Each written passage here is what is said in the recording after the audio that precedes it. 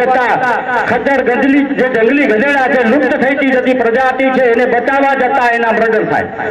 અને આ રૂપિયામાં શું કરવામાં આવે તો કે વિધાનસભાની અંદર ધારાસભ્યો બીજી પાર્ટીના હોય તો ખરીદીને એને ત્યાં કને લઈ જવામાં આવે, સાંસદોને ખરીદવામાં આવે. અહીંયા કોઈ આઈટીઆઈ કરતો હોય, બીજી રીતે કોઈ કન્નડગત કરતો હોય તો એને એ રૂપિયાથી ખરીદવાના પ્રયાસ કરવામાં આવે, એને દબાવવામાં આવે. ગુંડાઓ ફટા એના પેરી કેસરી કલરના અને આસપાસના 8 થી 10 ગામડાઓ નાના રણના તમામ ગામજનોને મને લાગે છે ત્યાં સુધી રંજાડતા.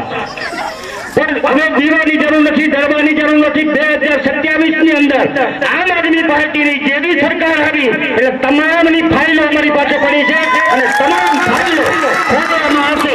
એક લોકો તમારા ગામની આજુબાજુ તમને રંજાડતો નહીં જોવા મળે, બધા જેલના સળિયા પાછળ હશે.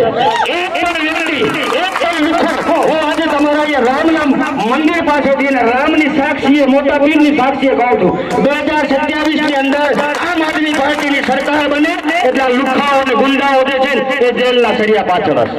એક પણ વ્યક્તિને, મારી માતાને, બેનને, મારા ભાઈઓને, કોઈને પણ અહીંયા રંજાડતો જોવા નહીં પડે. અહીંયાથી 500 જે ગાડીઓ નીકળતી હશે ને રોડની પથારી ફરાવી નાખી છે ને એ એના બાપુજીની નથી, આપણા ટેક્સના રૂપિયા છે અને આપણા રૂપિયા ટેક્સના છે એનામાંથી જલસા કરે.